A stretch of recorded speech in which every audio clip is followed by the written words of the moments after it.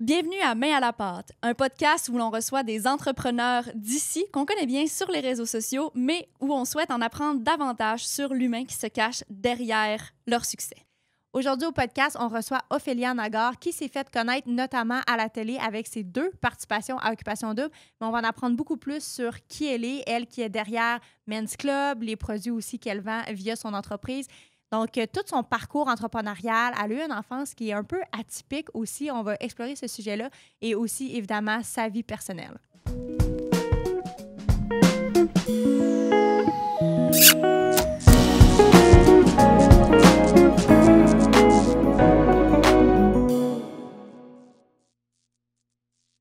On t'a connu à OD Afrique du Sud en 2019. Plus récemment, on t'a aussi vu dans OD Tentation.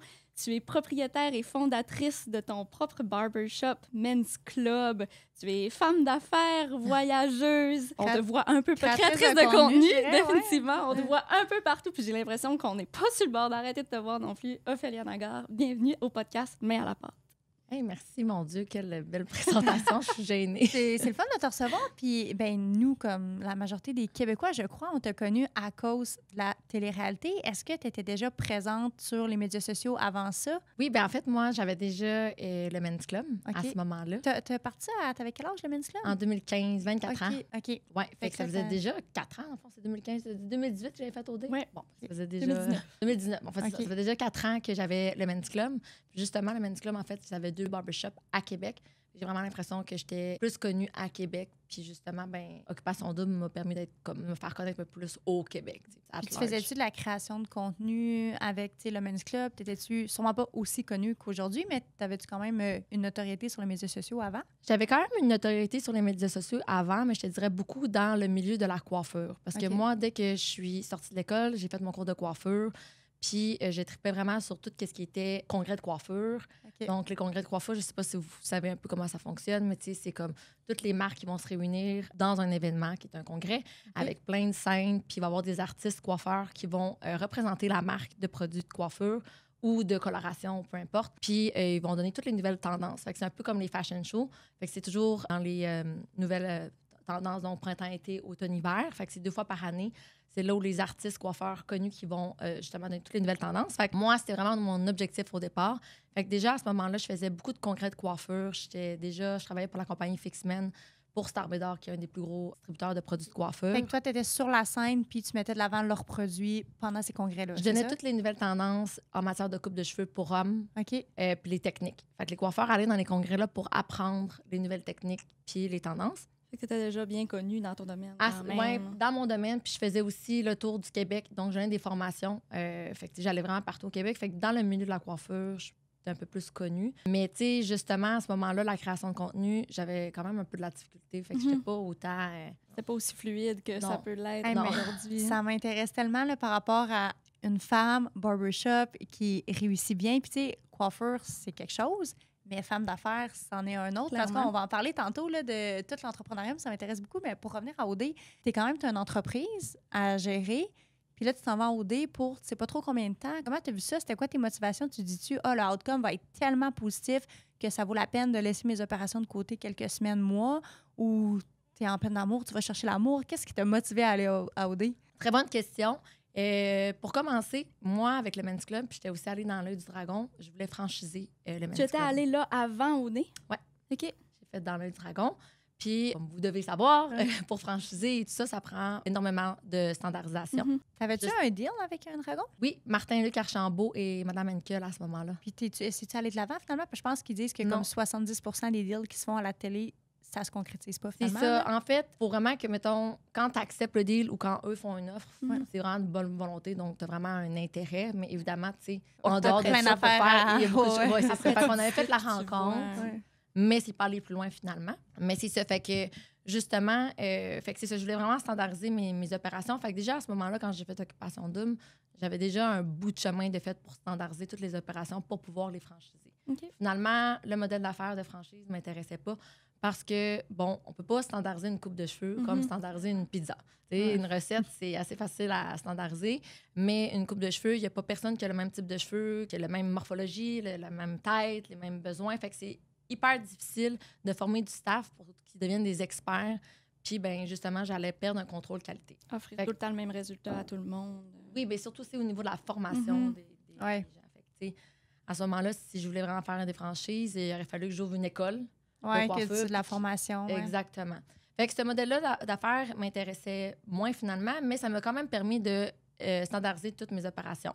Fait que pour moi, de partir un 3 mois, ça me permettait de voir aussi au niveau de mes employés à quel point j'avais réussi à standardiser mes opérations, puis à quel point mes entreprises avaient besoin de moi.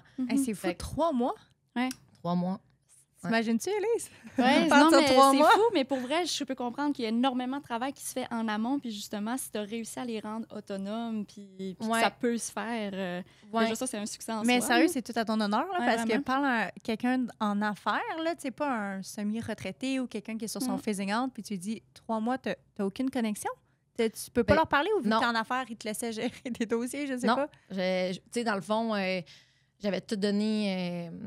En fait, tu sais, pas quand j'ai été prise, je pensais jamais rester là les 3 mois. Je restais là 3 mois.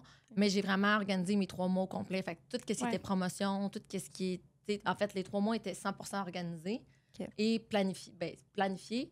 Fait que tout le monde savait qu'est-ce qu'il y avait à faire. Mais c'est sûr que, si je sais pas, moi, s'il y avait le feu ou vraiment des urgences, là, oui, effectivement. Puis t'as-tu trouvé ça difficile, mettons, de décrocher? Puis parce que, tu sais, clairement, ça faisait quoi, 5 ans là, que t'étais là-dedans, puis que t'étais tout le temps là-dedans?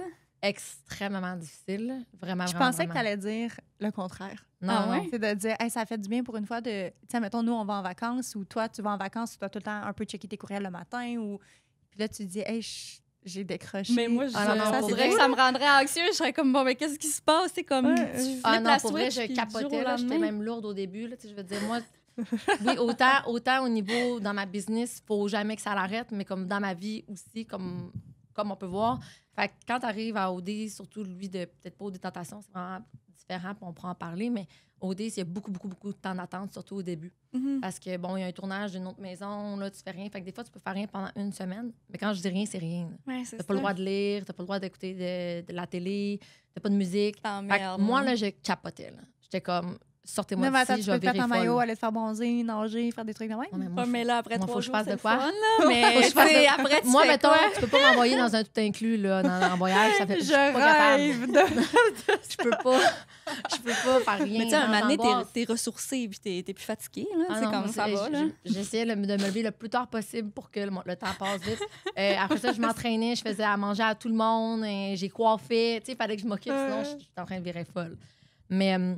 on est parti loin, mais la raison du pourquoi j'ai fait OD, c'est ça, c'est que j'ai investi dans une pub l'année d'avant. Et cette pub-là m'avait coûté comme 15 000 $ environ pour un 15 secondes. C'était une pub de quoi? De télé? Télé. OK. C'est tellement dispendieux, la pub télé. Oui, vraiment. Vous en avez fait une aussi, là, mais c'est ça, c'est hyper dispendieux. Moi, c'était juste, le 15 secondes, c'était juste à Québec. Ça m'avait coûté 15 000 back in the days. Fait que pour un 15 secondes, une fois par dimanche. Fait que, tu sais, en tout et partout, je sais pas, ça faisait combien de 15 secondes? Puis c'est un 15 secondes, 15 minutes? Non, 15 secondes. 15 secondes, 15 secondes, c'est ça. Fait que c'est très court. Hein? Très court. Puis, je venais d'ouvrir le Men's Club à Sainte-Foy. Puis, tu sais, nous, quand on fait un shampoing, c'est comme un bon moment pour demander comme, hey, première fois ici, bon, comment on a entendu parler du jazz. Tout le monde disait, ben, je vous ai vu une pub à télé. Moi, je savais très bien que ma pub était placée pendant Occupation Double. C'était vraiment drôle parce que les gars, ils disaient... fait que je dis, fait que t'écoutes Occupation Double. Puis ils disaient, non. C'est parce que ma pub est comme... juste à ce moment-là. Juste pendant le dimanche, la pause d'Occupation Double. Puis ben, c'est peut-être ma blonde. Mais bref, l'impact était tellement immense. Et c'était juste, comme j'ai dit... 15 secondes, une fois par semaine. Une fois par semaine et à Québec. Puis je me suis dit, oh my God, l'impact est tellement énorme. J'imagine si je suis dans le show. T'avais-tu le droit d'amener des gilets Men's Club et tout? Non.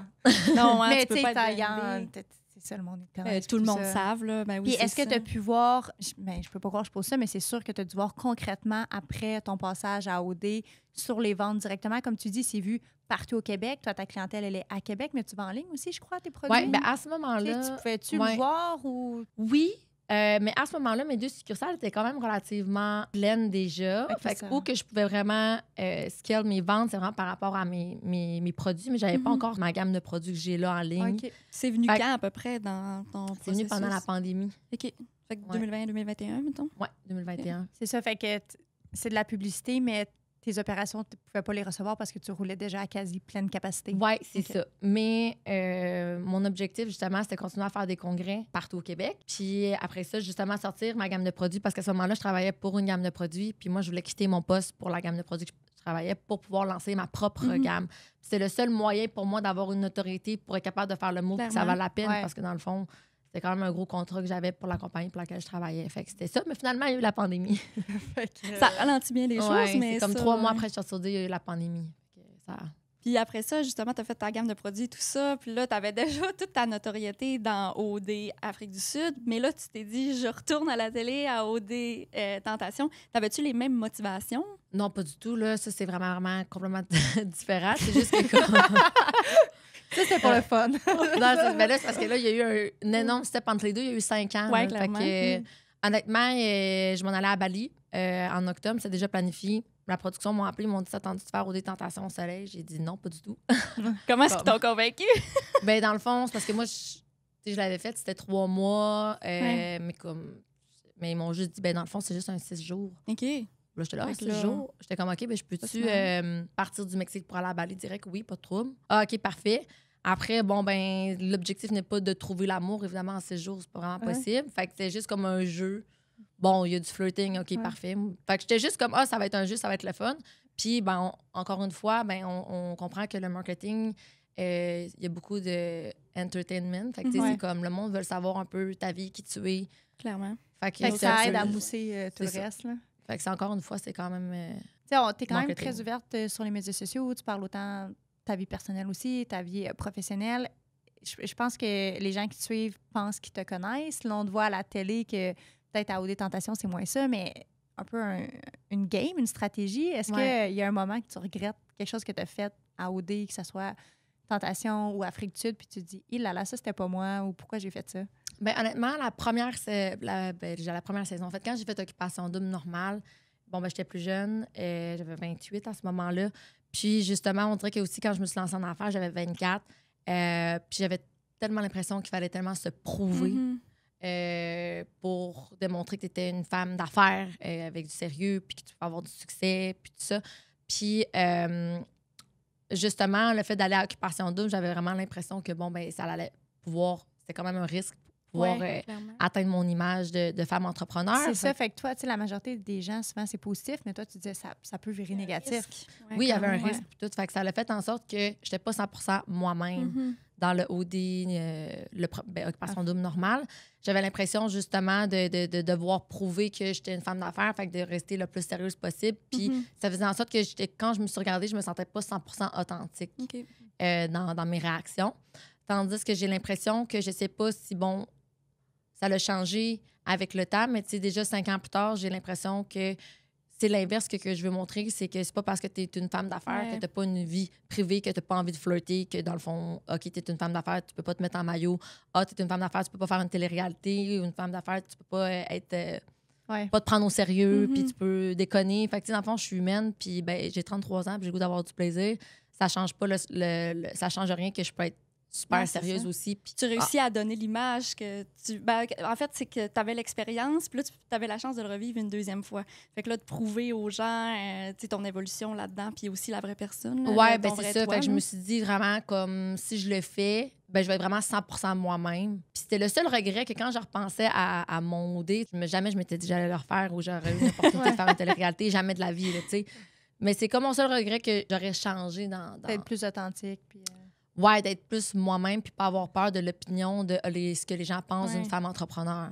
Mais là, tu l'as-tu réécouté, là, au Détentation? T'étais-tu fière? T'étais-tu contente? Honnêtement, je suis restée vraiment 100% moi-même. Tu sais, le seul bout que, bon, c'est quand j'ai eu une réaction forte par rapport à Jen. Je trouve que, premièrement, quand j'ai fait au Détentation, c'est juste avant que je parte à Bali. Fait que je venais de faire justement ma saison de 12 épisodes. J'ai eu vraiment une grosse été. Fait que j'étais comme hyper brûlée. On sait aussi c'est quoi avoir du staff. Fait que, tu sais, avoir une entreprise, avoir du staff aussi, bon, hoster un podcast puis tout, ça prend beaucoup de ton énergie. Puis j'avais un mindset qui est vraiment différent de quand j'ai écouté les épisodes. Parce que quand j'ai écouté les épisodes, j'étais allée à Bali, je m'étais comme ressourcée puis tout ça. Fait que j'étais beaucoup plus irritable quand j'étais allée là-bas. Fait que j'ai eu une overreaction, même si dans ma tête, ma réaction est 100% valide parce que moi, de donner comme mon énergie, puis que dans le fond, ça sert comme à rien. Pour moi, c'est juste comme, hey, mon énergie était tellement précieuse à ce moment-là. Fait que j'ai eu une réaction forte. Fait que je te dirais que de se regarder à la télé, avoir une réaction forte, c'est pas vraiment le fun, là. Ouais. Mais en même temps, je veux dire... Mais les gens t'aiment pas moins pour ça, tu sais. Comme Non, ils voient justement que ça te rend juste plus humaine, là. Ouais, ben c'est ça. Je pense que c'est juste plus humain, mais justement, c'est moi-même. Fait que à ce moment-là, j'ai réagi de même. Fait que je regrette pas ma réaction. C'est juste que c'est pas le fun de se regarder. Non, ça, c'est clair. Hein, ça, Ouais. c'est sûr. Puis est-ce que tu disais, il y a des risques que ça m'affecte un peu négativement par rapport à mon image? Parce que, tu sais, Men's Club, on pense tous à toi, tu as un peu l'image de l'entreprise. Est-ce que tu as eu à faire face à des préjugés face aux télé-réalités ou par rapport à tes fournisseurs? Tu sais, des fois, tu as des commentaires qui te prenaient moins au sérieux à cause de ça? Ou? Ben, peut-être. Mais pour être bien honnête, je m'en fous. Vraiment. C'est bon, ça. Mais c'est bon, ça. Puis, as-tu vu une différence, justement, dans la réaction des fournisseurs ou des personnes, des partenaires ou tout ça, avant versus après? Parce que veux pas, t'es une femme en affaires, t'étais jeune aussi, fait que des fois, tu sais, il y a des préjugés qui viennent avec ça. Puis là, en plus, on ajoute la télé-réalité. T'as-tu vu une différence, mettons, avant puis après? Pas du tout. Non? Mais, je veux dire, ça a été publié il y a 3 semaines. Fait que, tu sais, Ouais, c'est clair. peut-être qu'il va en avoir. Je pense que c'était vraiment très assumé qu'on allait là-bas pour avoir du plaisir ces 6 jours. Je ne verrais pas comment que ça pourrait atteindre ma réputation avec mes fournisseurs avec lesquels que je travaille depuis des années puis qui savent, mettons... Clairement. Ben là, comment c'est je beaucoup travaille, plus établi, fait que, mettons, que justement, quand Ouais. t'as apparu pour la première fois à OD Afrique du Sud. Ouais. Hein? Ça, c'est clair. Ouais. J'ai sur les réseaux sociaux, tu as comme dit dernièrement que tu avais vécu un échec un peu émotionnel ou personnel, que tu avais une relation dans laquelle tu étais depuis quelques années, que tu avais une maison, que tu te voyais avoir des enfants à court, moyen terme. Puis là, finalement, tout ça s'est écroulé. Ouais. Comment tu as vécu ça? Parce que, comme tu as dit, tu as 33 ans, on a une date limite pour procréer, les femmes. Est-ce que tu as mis complètement la maternité de côté ou non, c'est vraiment quelque chose que tu tiens et que tu veux revenir plus tard? Comment tu as vécu ça? Ben, je l'ai pas mis de côté. C'est juste que, bon, à un certain point, justement, ben, j'avais comme le modèle d'affaires. C'est comme, j'avais la maison, j'étais en couple, ma relation, elle allait bien. Bon, j'avais ma business. J'étais sur le bord d'avoir des enfants, puis je me sentais pas heureuse. Puis je savais pas qu'est-ce qui me manquait. Puis j'ai vraiment l'impression que la seule chose qui me rendait heureuse, c'était vraiment tout le temps le sentiment d'accomplissement que le travail pouvait m'apporter. Ouais. J'avais pas l'impression d'être heureuse dans mon côté personnel. Puis il y a eu quand même un cheminement qui m'a pris justement jusqu'à 1 an, mais je me suis vraiment rendu compte que quand je me suis lancée justement dans le milieu de la coiffure, puis tout ça, quand justement on faisait des stages puis les nouvelles tendances, c'était vraiment un métier qui m'intéressait parce que ça m'apportait à voyager. Puis quand que je me suis lancée en affaires, j'ai ouvert les 2 succursales. Oui, j'ai pu partir à OD. Ça faisait déjà 4 ans, mais dans les premières années, il a vraiment fallu que je sois à 100% dans les opérations, puis j'ai pas pu voyager. Puis après, ben, même si je voudrais quitter le pays, je veux dire, j'ai des succursales. Fait que j'ai l'impression que le côté de pouvoir voyager puis tout ça, il m'a vraiment, vraiment manqué. Puis quand je suis partie à Bali, puis quand j'ai fait aussi mon van trip, je me suis redécouvert cette passion-là de pouvoir changer d'environnement, mais que je peux aussi quand même travailler de où ce que je suis dans les moments où ce que je vais partir, mettons. Puis à ton Ça, c'est avis, clair. ce nouveau bonheur-là que tu as découvert ou cet aspect-là que tu avais besoin, ça ne matchait pas, mettons, avec le mode de vie que tu avais établi ici personnellement? Non, ça ne matchait pas du tout. Mais Fait ça que- devient d'où cette fougue-là, ce désir-là de vouloir voyager autant? Est-ce qu'avant d'être en affaires, tu voyageais beaucoup? Ou... Ben, moi, ma mère, avant d'aller, mettons, à l'université, en fait, même pas à l'université, mais comme elle a comme fait un peu un cours collège, whatever. Elle a fait le tour du monde, elle a rencontré mon père en Thaïlande. Wow. Puis ils ont continué à faire le tour du monde, ils m'ont eu. Puis après ça, ils se sont séparés. Mon père est retourné en Israël, puis moi, je faisais Israël. Ton père, il vient de l'Israël? Ouais. J'avais Égypte en tête. Pourquoi? As-tu déjà habité en Égypte? Non. OK. Ouais, Je m'aidais. pas de stress. Fait que c'est ça. Fait que j'ai fait depuis que j'ai 5 ans, je vais en Israël voir mon père solo. Fait que tu sais, j'avais une Solo? Ouais, une À hôtesse 5 de ans? l'air qui venait me chercher. C'est fou, ça. Ouais, puis mon père venait me chercher à l'aéroport, puis j'ai toujours fait 2 mois, 10 mois. Fait que je suis toujours partie du Québec depuis que je suis À chaque année. chaque année, OK. tout le temps. Ouais, ça fait partie Oh de my ton God. Sauf quand je me identité suis à ce lancée en point-là. affaires. OK. Ouais. Ta mère, elle a-tu continué de voyager aussi? Tu sais, je veux dire, quand elle était jeune, elle a fait le tour du Mais- monde. Dans le fond, vu qu'il s'est séparé avec mon père est retourné en Israël, ben le 10 mois, elle était quand même monoparentale Mhm. pendant ce moment-là. OK. Ouais. Fait qu'elle a moins voyagé, mais quand j'ai eu 18, elle s'est fait un grand plaisir. Puis, as-tu une bonne relation avec ton père? J'imagine Ouais. que oui. Puis, Très belle relation avec mon père, puis avec ma mère aussi. OK. Le vois-tu encore? As-tu l'occasion de le voir encore, ton père? Oui, mais là, c'est sûr qu'avec tout ce qui se passe, moins, mais oui. Puis t'as-tu des frères et sœurs? Ta mère, as-tu d'autres enfants? Ton père? Oui, j'ai 6 demi-frères et sœurs qui habitent là-bas. OK, tout du côté de ton père? Oui. OK. Non, avec ma mère, je suis enfant unique. OK. Ah, ben, c'est le fun, ça. Puis quand t'es partie à Bali, tu disais, bon, t'as mis faire ta relation, que ça faisait longtemps que t'étais dedans. Tu dis, je me sentais pas heureuse. Est-ce que, tu dis, je m'accomplissais vraiment professionnellement. Est-ce que tu as eu l'impression de trop travailler puis un peu d'être sur le bord du burn-out? Ou c'était vraiment professionnellement, ça allait super bien, puis c'était personnellement, tu sais, c'est... Non, 100%, parce que je veux pas... La seule chose qui me rendait heureuse, c'était mon travail. Fait que j'étais juste tout le temps en train de travailler. Ouais, c'est clair. Tu vas chercher ton énergie comme mon bonheur en travaillant. Ouais, tu dis, c'est mon bonheur, puis c'est ce qui me tire vers le bas. Oui, c'est ça. C'est à un moment donné, j'étais tellement brûlée, là, puis... Après ça, bon, ben, comme, j'étais tellement brûlée, mais après ça, il est arrivé plein de choses cet été avec justement tout mon approvisionnement. Puis tout, il m'est arrivé des méchantes grosses bad luck qui m'ont encore plus épuisée. Mais toi, la COVID, ben, tu dis que tu as lancé tes produits pendant la COVID. Ouais. L'approvisionnement, les chaînes d'approvisionnement ont été complètement chamboulées partout dans le monde pendant la COVID. Est-ce que, puis tu sais, ça a pris... en tout cas, nous, on importe aussi beaucoup d'emballages, puis ça a pris quand même 1 an et demi là, avant de revenir. Est-ce que tu as vécu ça, la complexité? Ben, je dis ça, puis je me dis, pauvre toi, tu as juste vécu ça dans le fond parce que c'est jamais revenu 100% normal. Non, c'est ça. Puis honnêtement, j'ai tellement eu des problèmes avec justement mes packaging parce que nous, nos formules sont faites à Montréal. Puis l'embouteillage aussi est à Montréal. Ça, c'était moins problématique. C'est vraiment mon packaging. C'est ça. Il est arrivé des histoires d'horreur. Puis il n'y a rien de fini encore. Fait que je suis encore là-dedans. Fait que ça, c'est... On dirait que des fois, tu travailles tellement fort, mais il y a une série d'événements négatifs qui font juste t'épuiser. Puis là, t'es juste comme... On dirait que comme j'avais juste l'impression de nager, mais à essayer de comme survivre, c'est ça. Tu gères le courant, mais tu développes pas, puis tu... Ouais, c'est vraiment difficile. Puis quand t'es partie, justement, est-ce que ça t'a fait du bien? Où tu te vois présentement, mettons, par rapport à ton épuisement plus de cet été? Bien, c'est que je vais vraiment voir les choses différemment parce que dans le sens que mes problèmes d'approvisionnement que j'ai eus ou ce que j'ai à faire surface comme problématique en affaires, on s'entend qu'être en affaires, tu fais juste gérer des problèmes. Oui, c'est ça. Puis je pense que la seule chose qui va avoir changé, mes problèmes sont encore là, mais c'est que mon mindset est différent. Fait que, mettons, les problèmes vont beaucoup moins m'atteindre psychologiquement. Fait que je vais être moins stressée. Fait que je vais être en meilleure capacité de prendre les meilleures décisions pour pouvoir gérer ces problèmes-là, trouver des solutions. Tu vas chercher une source de bonheur externe. Oui. Fait qu'après ça, c'est comme si je me rends compte que, tu sais, dans le sens que malheureusement et heureusement, ma business, c'est pas juste ça. Ouais. C'est pas juste ça. C'est pas juste ça ma vie. Ouais. Quand tu dis des problèmes d'approvisionnement, c'est quoi? C'est des conteneurs qui n'arrivent pas? C'est l'explosion des coûts? J'ai reçu des conteneurs d'un produit brisé. Okay. Mais tu sais, c'est les HomoQ. Par SKU, c'est 10 000 unités. Puis après ça, dans le fond, c'était brisé. Fait que j'ai demandé d'en avoir, puis je les ai reçus encore brisés. Oui, puis c'est long à recevoir aussi, là, le temps que moi, ça soit shippé. J'avais demandé à avoir ces produits-là parce que justement, fallait tout, tu veux pas, faut tout que tu settles ta chaîne d'approvisionnement. Fait qu'il fallait que, bon, vu que tu upfront en plus au niveau de ton cash flow, fait qu'il fallait que je paye d'avance, recevoir mes bouteilles pour arriver à temps pour faire l'embouteillage. Mes bouteilles sont arrivées scrap, fait que j'ai pas pu faire mon embouteillage. Là, après ça, il faut négocier avec ton fournisseur, justement.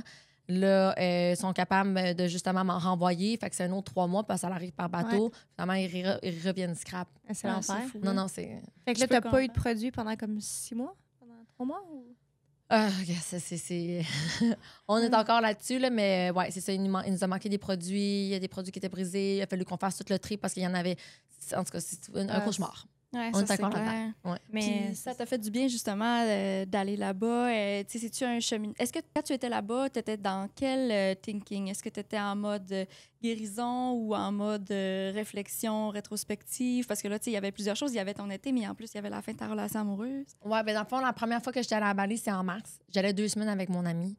Puis j'ai trippé. Puis justement, je venais de vendre ma maison en mars. Fait que j'allais dans mon nouveau condo en juin. Okay. Fait qu'entre les deux, il fallait que je prenne comme un condo que je louais ici, tout meublé, puis j'avais entreposé mes affaires. Fait que finalement, j'ai décidé de ne pas prendre un vol de retour, puis je suis restée à Bali. OK. Fait que c'était pas prévu. Fait que c'était pas prévu. La deuxième fois que je suis allée, c'était différent. C'était vraiment juste parce que je me suis rendu compte qu'à Bali, justement, il y a beaucoup de monde qui travaille de là-bas. Fait que j'étais capable de pouvoir avoir la routine là-bas, puis être quand même efficace au niveau de mes business. Fait que je suis retournée 1 mois et demi, mais je travaillais vraiment de là-bas. Fait que là, justement, en octobre, novembre, quand je suis allée, je travaillais de là-bas. Mais justement, c'était drôle parce que mon adjointe, elle m'a dit, t'es bonne de pouvoir partir malgré les problématiques qu'on a. Mais les problématiques qu'on a, tu vas les que je les gère à d'ici à déprimer ou de là-bas, dans un environnement que j'aime, au moins. Au moins, tu veux dire, mais mes problèmes chez les gens de là-bas ou ici, ça change rien. Puis c'est des problèmes qui sont à l'étranger avec les à l'étranger, ça change rien.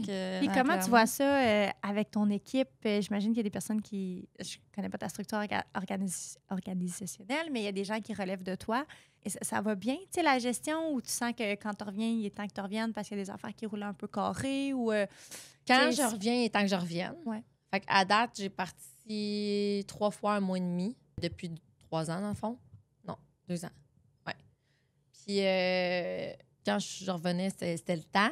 Mais de là-bas aussi, dans le fond, je gère de là-bas. Fait que, tu sais, moi, mon staff, en tout temps, peuvent m'écrire. La seule différence, c'est que s'ils m'écrivent dans la nuit, je vais répondre le lendemain matin. Mais je vais toujours répondre à toutes leurs demandes. Après ça, dans le fond, tous les horaires, ben, je peux les gérer à distance. Tout le marketing, c'est nous qui s'en occupe. Fait que, après ça, j'ai mon adjointe qui s'occupe aussi de tout ce qui est RH, mais côté administratif. OK. Puis, vous êtes combien dans l'équipe? Comment? On est 16. OK, quand même, oui. Puis, je mets vraiment de l'avant la gestion agile, ce qui fait en sorte que dans les succursales, ils n'ont pas à s'occuper de justement tout ce qui est marketing, amener le client dans les succursales, des horaires. Ils n'ont pas vraiment à s'occuper de rien, sauf donner un bon service à la clientèle qui viennent, puis arriver à leur chiffre de travail à l'heure qu'il faut qu'ils arrivent, puis de donner leur meilleur de eux-mêmes à chaque jour. Ouais. Fait que dans le sens que comme si ils ont affaire à moi, que je sois à Bali ou ici, ça veut dire qu'il y a quelque chose qui va pas bien. Ouais. Puis eux, ils travaillent de où? Est-ce qu'ils sont dans un de vos locaux que vous avez? Dans les succursales. OK, ils travaillent dans les succursales. Puis toi, en tant que gestionnaire, tu serais-tu ouverte à ce que justement ton staff ait travaillé de l'étranger? Ou c'est-tu quelque chose qui est réaliste? Parce que c'est des barbiers, ils ne feraient pas. Oui, non, ça, clairement. Mais, sinon, mon adjointe, oui. Mon adjointe administrative, il n'y aurait aucun problème parce que, dans le fond, ça fait 3 ans qu'on travaille ensemble. Okay. Puis, elle travaille de chez elle. Okay. Je l'ai embauchée pendant la pandémie. Fait qu'on a développé une relation de travail déjà à distance. Fait que moi, elle ne voit pas la différence. Tu l'as-tu déjà rencontré? Ben oui. Non, mais c'est drôle parce que nous, on avait du monde 100% à distance. Puis, mais là, on n'en a plus. Là. Oui. Mais ouais, la première fois que j'ai vu du monde, j'étais comme, non, mais c'est ça. Bonne question parce qu'elle est à Québec. Okay. Mais, exemple, je fais affaire avec, en sous-traitance avec quelqu'un qui s'occupe de mon site web, qui nous aide là-dessus. Puis, tu sais, on se voit jamais. Mais tu y parles tout le temps. Tout le temps en Zoom. En Google Meet, moi, on en utilise, mais anyways. Fait que c'est vraiment drôle parce qu'on se voit jamais. Mais c'est comme si on se connaissait. Puis, tu voyages tout seul. Est-ce que tu n'étais plus en relation, tu étais longtemps en relation, mais est-ce que tu as toujours été bien seule ou tu as toujours été dans des relations puis tu sautais d'une relation? Ben, tu sautais, c'est peut-être pas le bon terme, là, mais relation back-à-back ou c'est pas la première fois que tu es seule comme ça puis que tu es bien voyager seule, aller au resto seule? Non, c'est ça. Moi, ma mère était... excuse-moi, mom, mais elle avait quand même été plus jeune. Là, je veux dire, elle a évolué, mais comme... Elle m'a eu vraiment jeune, elle avait 21 ans. Fait que elle était plus dépendante affective. Je l'ai vue avec comme. Elle avait des chums. Puis je l'ai tellement vue avec le cœur brisé que pour moi, dans ma tête, ça faisait aucun sens. J'étais comme, pourquoi t'es malheureuse pour un gars, tu sais? Ça faisait pas de sens. Fait que pour moi, c'est comme quelque chose que je me suis dit dans ma tête que je voulais jamais être malheureuse pour un homme, tu sais. Ouais. Fait qu'on dirait que ça a été un mindset qui a comme parti dès jeune. Puis j'ai toujours voulu être heureuse seule. J'ai jamais eu besoin d'avoir quelqu'un dans ma vie pour me rendre heureuse. Maintenant, évidemment que surtout comme là, que après 10 ans, je suis capable d'avoir des moments plus seuls ou de voyager ou d'avoir des moments où je suis comme « Oh mon Dieu, j'aimerais tellement ça pour pouvoir le partager avec quelqu'un. Ouais. Mais cette personne-là, dans ma tête, quelqu'un que je voudrais partager, ça serait comme mon meilleur ami / l'homme de ma vie. Fait que, tu sais, je voudrais pas le faire avec n'importe qui ou juste parce que j'ai besoin d'être avec quelqu'un. Ouais. Serais-tu ouverte à trouver quelqu'un justement à l'étranger puis faire ta vie avec quelqu'un à l'étranger? T'avais pas eu quelque chose? 100%. Moi, je te suis sur une séance. 100%, mais il faudrait que, justement, exemple, qu'il soit capable de venir ici aussi, là. quand j'ai besoin d'être ici. Là. Fait que oui, mais il faudrait que lui soit flexible aussi au niveau de son horaire, évidemment. Oui, clairement. Je ne vivrais pas avec relation à distance que quelqu'un, je ne vois pas pendant 3 mois. Parce que toi, tu vois ça comme, mettons, permanent, tu es au Québec, puis bon, au moment où ça convient, puis ça te tente, puis que ça fonctionne avec la business, tu pars quelques mois, puis tu reviens. C'est-tu ça comme ta recette secrète, mettons? Bien, honnêtement, tu sais, je veux dire, tout ça s'est passé vraiment vite. Là. Je me suis séparée, va faire 1 an et demi. J'étais allée à Bali 2 fois en 1 an. Deuxième fois que j'étais allée à Bali, justement, j'avais regardé pour voir si... Parce que je suis tellement tombée en amour avec l'endroit puis tout ça. Pour C'est un endroit que, comme les gens vont en Floride, dans le fond, ils vont habiter là-bas, ils sont capables d'avoir une routine. Ça prend un peu plus de temps. Oui, c'est ça. C'est juste plus loin. Mais un coup là-bas, je veux dire, le mode de vie là-bas m'intéresse vraiment. Fait que moi, là, j'ai regardé vraiment le marché, puis je veux vraiment investir là-bas dans une villa. Fait que t'es retourné toutes les fois, tu retournerais comme chez toi. Ouais, ben c'est ça, dans le fond. Puis la villa, qu'est-ce que j'aime, c'est que ça va pas me nécessiter vraiment beaucoup de temps. Comme investissement via un start-up. Oui, clairement. Fait que ça serait comme un bel investissement. Puis je me verrais, là, justement, faire un genre de quelques mois Bali, quelques mois Québec. Tu te vois-tu avoir des enfants ou? Ouais. Si l'occasion se présente. Si l'occasion se présente. S'il se présente. Oui, mais tu sais, j'ai toujours voulu avoir des enfants. J'ai vraiment un côté maternel. J'adore les enfants. Fait que, tu sais, pour moi, c'est sûr et certain que si j'ai pas d'enfants, ça va me faire de la peine. Ça a été une question aussi que je me suis posée vraiment au moment où, justement, j'ai mis fin à ma relation. Tu sais, je veux dire, j'étais rendue là, on avait la maison, puis tout ça. Puis j'étais juste comme, OK, ben, je sais que je suis difficile. Ça faisait 5 ans que j'étais célibataire avant d'être avec cette personne-là. Fait que j'étais comme, je calculais si ça me reprend un autre 5 ans. J'étais comme, oh mon Dieu, tu sais. C'est ça. Fait que, mais à un moment donné, tu peux pas forcer la vie. Non, là, je veux clairement. dire. Ça a dû être difficile comme choix, justement. Ça faisait longtemps que vous étiez ensemble, puis sur papier, vous deviez être bien, vous aviez tout, mais tu sais, comme de re-questionner son bonheur, parce que tu sais, il n'y a pas de garantie qu'après tu vas le trouver ou qu'il va avoir mieux au bord de la porte. Quand j'ai fait ce choix-là, je voyais une psy aux 2 semaines. J'ai vraiment trouvé ça difficile. Mais tu sais, tu peux pas faire des choix par peur de... Clairement. Ça prend que beaucoup de finalement, je courage, ne suis jamais capable d'en avoir. Fait que je vais pas prendre des décisions par peur de quelque chose qu'on ne sait même pas si ça peut arriver ou pas. Je ne sais pas comment l'expliquer. Ça t'es-tu déjà effleuré l'esprit de te dire, bon, OK, je suis moyennement heureuse dans ma relation, mais je veux vraiment des enfants, puis ça, c'est une bonne personne. Fait que je pourrais avoir mes enfants pour repartir. Non, mais ça se peut, oui. Oui, j'y ai pensé. Ouais. Mais tu sais, ça faisait aucun sens. Mais oui, effectivement, ça m'a effleuré l'esprit de faire, ben, il serait tellement un bon père. Ouais, clairement. Puis j'étais comme au pire. Mais tu sais, à un moment donné aussi, il faut que je pense au respect de l'autre personne aussi. Ben oui, c'est clair.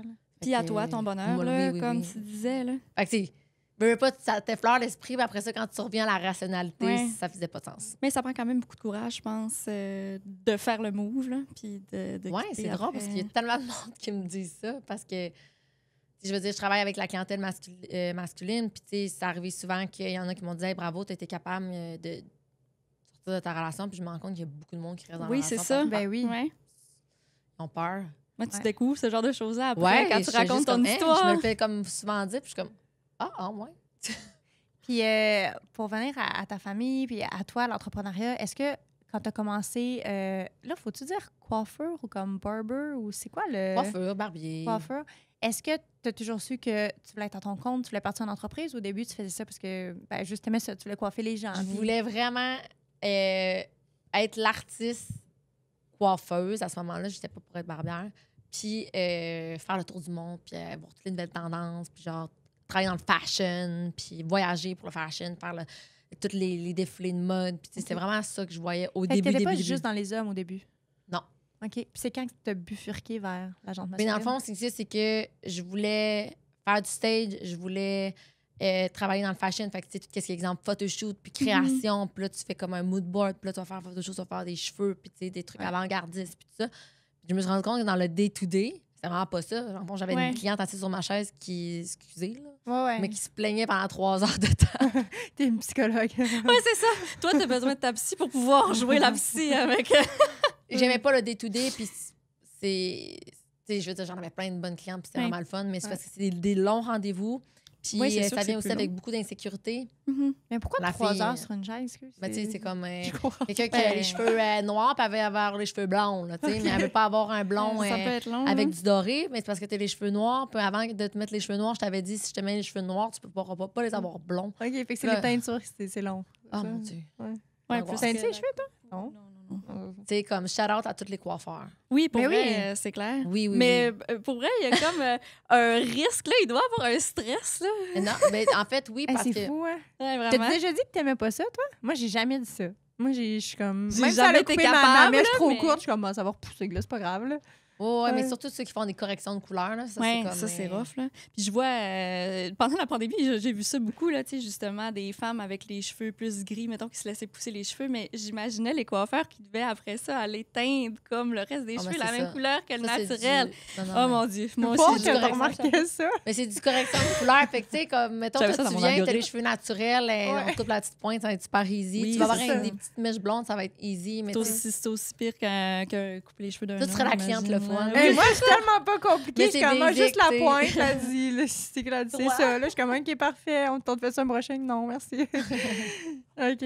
Mais OK. Fait t'as comme eu un peu une écœurantite ou en tout cas, tu t'es rendu compte que c'est.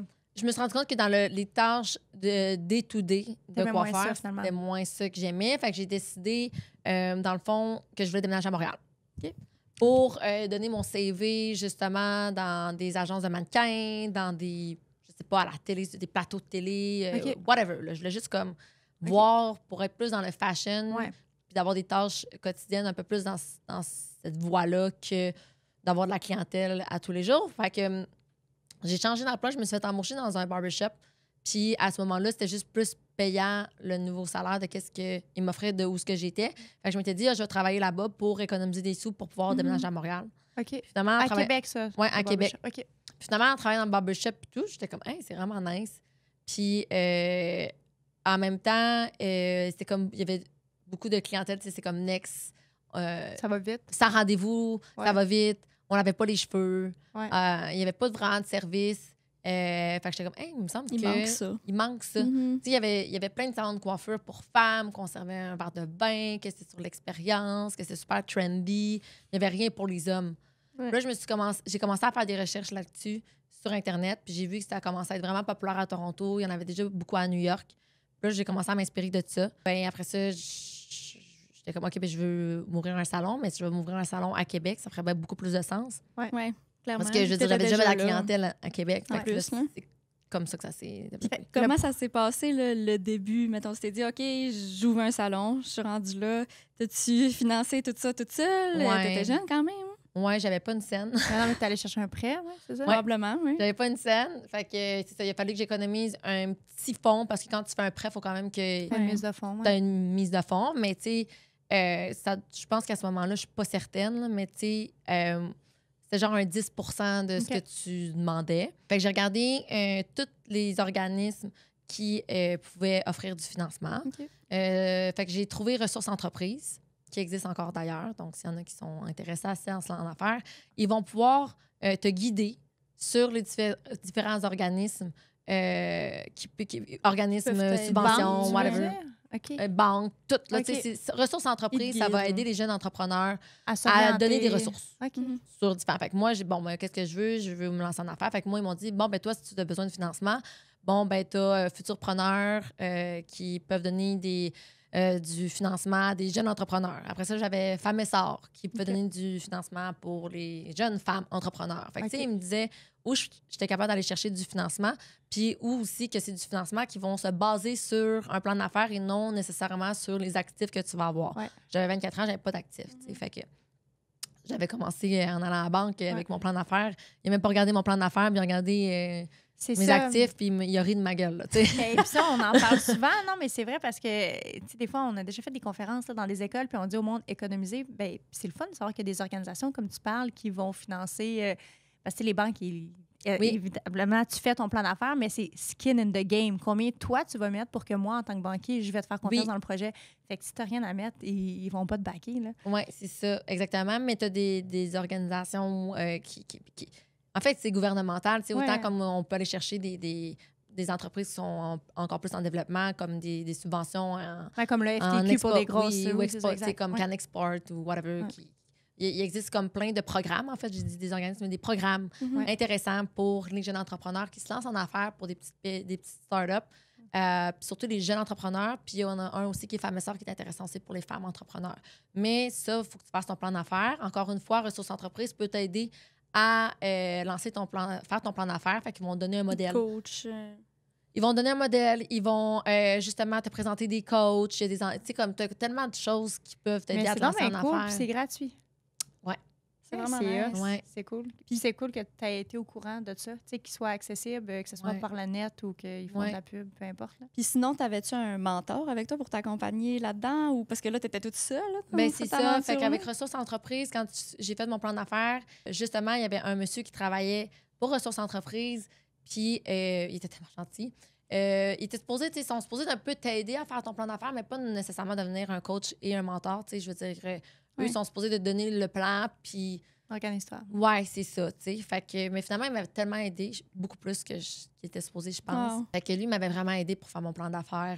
Il m'a été d'une grande aide. Et par la suite, quand moi, mon prêt a été approuvé par Futurpreneur, il y avait un montant qui était par Futurpreneur, puis le reste par la Banque du développement du Canada. OK. Ça prenait un mentor. Fait que eux, il y avait en banque des mentors qui pouvaient comme t'associer avec eux. Fait que ça faisait en sorte que comme eux, ben aussi, ça les sécurisait aussi au niveau du prêt parce que bon, ils te mettent en communication avec un mentor. Ces mentors-là, c'était-tu quelqu'un qui était dans le même domaine que toi ou c'est juste quelqu'un qui était... Pas nécessairement. Ils Ils te mettent en contact avec... Là, tu fais « Ah, OK, il y a un match », puis là, ça va devenir ton mentor pour le reste du projet. Puis tu sais, toi, tu es habitué de coiffer des gens, à la fin, plus des hommes. Là, c'est plus la même game. Là, c'est comme ben, tu sais, peut-être t'en fais encore, puis tu fais un peu de plancher, mais tu formes des personnes qui vont faire ça, tu t'occupes de l'approvisionnement, tu t'occupes du marketing. C'est toutes des affaires que tu n'avais jamais touchées avant. Absolument rien. T'as-tu aimé ça? T'as-tu été difficile? Au début, en ça fait, s'est c'est fait vraiment naturellement ça, mon quand trip même. que je me rends compte. Là, je suis très, très, très autodidacte. Puis c'est fou parce que, tu sais, moi, je veux dire, j'ai pas réussi à l'école secondaire. J'étais vraiment pas bonne, j'étais vraiment pas motivée. Je voulais rien savoir de l'université, rien savoir du cégep. Pour moi, ça faisait aucun sens. Puis je pensais que j'étais pas intelligente parce que je coulais tous mes cours. Ouais, t'étais juste pas dans le bon settings pour au moment où réussir. c'est ça. Puis tu sais, au moment où je me suis rendu compte que j'étais autodidacte, c'est que j'ai fini plusieurs cours de mon secondaire aux adultes. Puis j'avais comme exemple en maths, quand j'étais au secondaire, j'avais genre 40 Puis j'ai fini mon secondaire aux adultes en maths, puis j'ai eu 98,9 de moyenne. C'est juste que je l'ai appris par moi-même. C'était pas une prof qui me l'enseignait. T'avais quel âge quand t'as fait ça aux adultes? Genre 17. Puis tu penses... OK, fait que t'étais quand même encore jeune, là? Oui. Ah oui. Puis là, après ça, j'ai fait mon cours de coiffure, puis j'ai toujours été comme ça. Quand je me pose une question ou je veux trouver comment faire... Ouais. Ben, j'ai le meilleur outil au monde, Internet. Oui, c'est ça. Ben, on est en plus, pour vrai ChatGPT maintenant. Ouais, non, mais là, ChatGPT. Tu parlais de plan d'affaires tantôt. Oui, je veux pas que ça paraisse mal, là, mais tu sais. Non. C'est fou, là. Non, mais ChatGPT, moi, je suis rendue avec.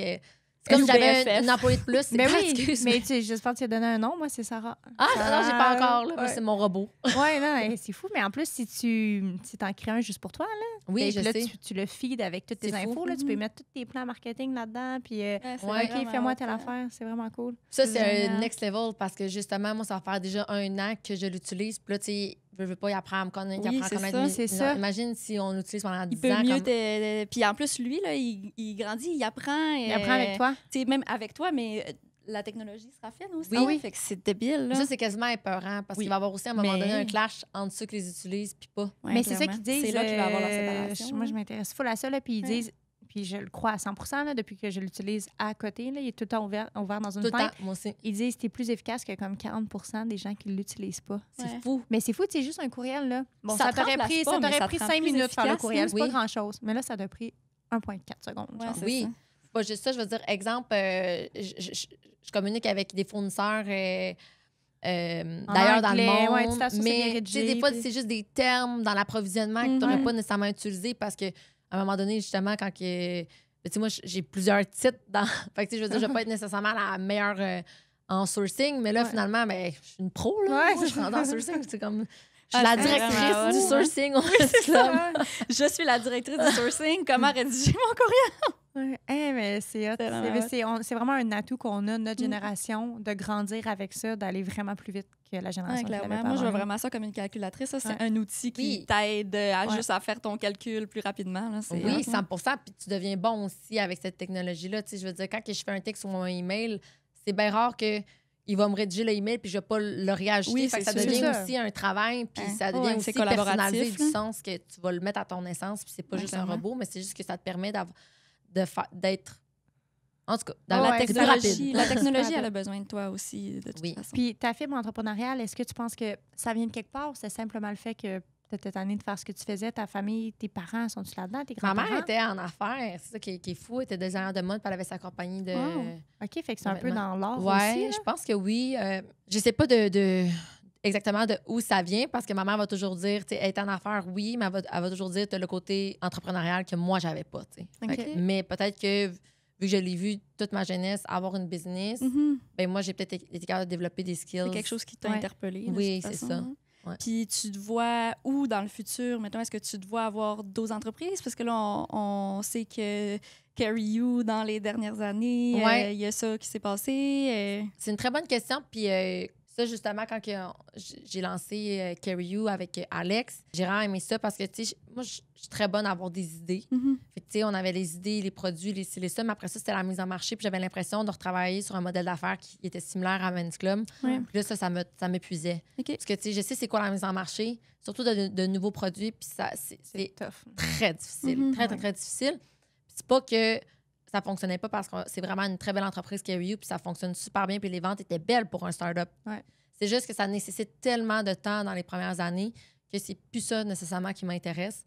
J'ai réussi à amener, puis j'ai réussi à amener mon entreprise à un niveau où faut que je travaille encore très, très fort, évidemment, surtout quand j'ai de nouveaux projets, mais j'ai quand même réussi à l'apporter. Je suis rendue ça va faire 10 ans, fait que je veux pas.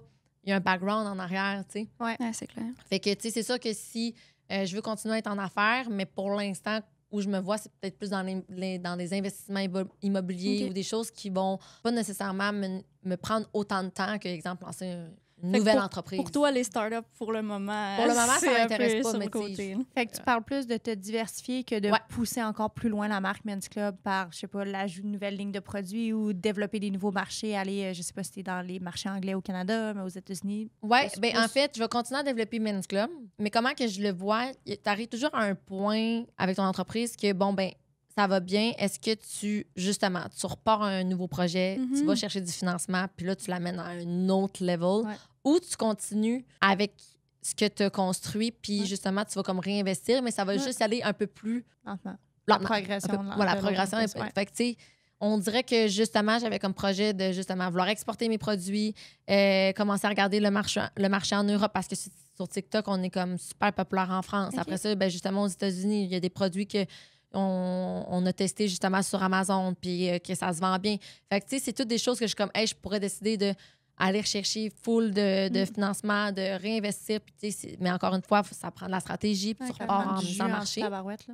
Fait que c'est de la job. Fait que je veux le faire, mais plus tranquillement que d'aller en gros développement comme que j'avais tendance à faire depuis les 10 dernières années. Puis là, tu parles beaucoup des produits, mais est-ce que tu as l'intention, par exemple, d'ouvrir d'autres boutiques ou d'autres barbershops? Non. Tu te tiens à tes deux. Dans le fond, je trouve que j'ai réussi à bâtir de quoi de magnifique avec mes deux barbershops. Ça va super bien, justement. C'est standardisé. J'ai une équipe en or. On a un programme, justement, de formation en interne. Fait qu'au niveau de l'embauche, ça se fait super facilement. Ça m'aide aussi comme levier financier pour, justement, le développement de ma gamme de produits. Mais à un certain point, les barbershops, il y a un plafond. Je veux dire, je peux pas ajuster d'une chaise par-dessus une chaise. Non, c'est ça. C'est comme dans la restauration. Il y a une quantité que tu peux produire maximum. Là. Exactement. Puis moi, ouvrir d'autres barbershops, ça m'intéresse pas du tout. Puis, tu as quand même un bon parcours là, pour quand même tes jeunes. Si tu avais une chose à changer, puis des fois, le monde dit j'ai pas de regrets, tout ce que j'ai fait, ça m'a forgé. Mais tu sais, on a toutes des choses que, avoir su, man, je l'aurais fait comme ça, là, tu sais, j'aurais fait cette affaire-là. Ça serait quoi dans ton parcours entrepreneurial, une chose que tu aurais fait différemment dans ton parcours? Je pense que ça serait justement ça, d'avoir des gros projets, puis aller chercher du financement. Puis après ça, tu as tout le stress financier parce qu'il faut que tu arrives avec tes chiffres. Fait que quand j'ai ouvert la succursale à Sainte-Foy, ça a été un énorme investissement en amélioration locative et équipement. C'était pas nécessaire tant que ça à ce moment-là. Je ne regrette pas parce qu'en ce moment, je veux dire, le monde, justement, j'ai fait une vidéo TikTok où je montre mon salon, ça fait 7 ans. Puis on se dit, wow, on dirait que c'est nouveau. Encore. Mais ça fait 7 ans. Mais c'est juste que, oh my God, ça a été difficile parce que, je veux dire, le loyer était tellement cher. Après ça, on a les prêts qui arrivent. Ouais. Fait que, puis là, après ça, il y a eu la pandémie. Donc, on a encore, justement, des dettes à payer, mais on est comme justement à la fin. Fait que, tu sais, là, ça va faire 10 ans. J'arrive à la fin de mes paiements. Puis là, tu te sens... Oui. Mais sauf que le stress en arrière de ça... T'as-tu un objectif? Y a-tu quelque chose que tu veux t'offrir? Mettons, ça va faire 10 ans, ça fait 10 ans que ça fonctionne bien, j'ai réussi à passer au travers de tout ça. Est-ce qu'il y a quelque chose que, à ce point-ci, tu te dis, je mériterais vraiment? Bien, honnêtement, vraiment, mon projet qui m'excite en ce moment, c'est vraiment ma villa à Bali. OK. Mais tu sais, encore Ça va là, être ça ton cadeau, là. Ben, c'est comme un cadeau, mais en fait, c'est même pas pour habiter dedans. Plus pour Pour la louer. mettre sur Airbnb. Mais c'est quoi le marché immobilier à Bali? Tu sais, je pense que le coût de la vie est vraiment pas cher, si je me trompe pas. Ouais, c'est ça. Ben, ça dépend comme pas cher parce qu'il y en a qui, exemple, tu compares ça à la Thaïlande ou ailleurs. Ouais, c'est ça, ça tu vas dire dépend. c'est cher. Fait que ça dépend sur quoi tu. Mais mettons une compares. belle villa, comme Ben, ça coûte une combien belle villa, canadien? ça peut être 300 400 000, mais la différence, c'est quand même complexe. Là. Tu vas pas nécessairement être propriétaire de la villa. C'est comme une location, Ouais. mais tu vas upfront le bail qui est sur 30 ans, mais que tu peux. En tout cas, il y a comme une espèce de. Mais c'est ce qui fait qu'à la fin, le retour sur investissement annuel est vraiment intéressant. OK. Ah, c'est cool. Puis pour finir, est-ce qu'il y a un conseil que tu donnerais à la Ophélia de 24 ans qui se lançait en affaires? C'est une très bonne question. Fais confiance au processus. Ah ouais. Oui, honnêtement, c'est comme si. Tu sais, on dirait que être en affaires, puis on dirait que là aussi, dans la génération d'aujourd'hui, c'est tellement populaire, puis tu penses avoir une tu te lances en affaires pour être libre. C'est ça qui est montré aussi sur les réseaux sociaux. Es-tu d'accord avec ça? Non. Ouais, c'est ça. T'es plus esclave de ton entreprise. 100% esclave de ton entreprise. Puis j'ai trouvé ça vraiment, vraiment difficile. C'est sûr que j'ai lancé une entreprise, 3 entreprises, en fait. Il y a eu 4 entreprises. Il y a eu la pandémie là-dedans. Ça a été vraiment difficile, je dirais. Mais, somme toute, que comme même si on parle d'un regret, encore une fois, j'ai nommé quelque chose parce que c'est quelque chose que j'aurais peut-être fait différemment, de peut-être plus investir petit à petit, puis reprendre mes investissements, puis grossir que d'aller vraiment all-in dès le début. Mais en même temps, ça l'a forgé qui je suis maintenant, puis où je suis rendue là, je suis tellement heureuse. Tu avais soif de rien que je grossir, changerais. j'imagine, justement, quand tu étais plus jeune, que versus aujourd'hui, avec un peu plus de sagesse, tu vois différent. Bien, c'est ça, c'est qu'à la fin de la journée, tous les problèmes que j'ai eu à gérer ou qui m'ont anéanti à un certain point, on a toujours fini par trouver une solution. Puis je pense que ça va être dans tous les aspects de la vie. Fait que ça fait le tour avec faire confiance au processus. Oui, au processus de la vie. Ouais. Merci beaucoup, Ophélia. Oui, merci beaucoup d'avoir accepté l'invitation. Ben, vous autres, pour vrai, je suis vraiment contente de pouvoir... en plus, on a travaillé ensemble déjà un peu. Fait que j'apprécie. Moi, je regarde tout ce que vous faites, puis j'adore ça, vous suivre sur les réseaux sociaux, puis voir comment que vous... Merci, c'est réciproque. Ouais. Merci. Merci.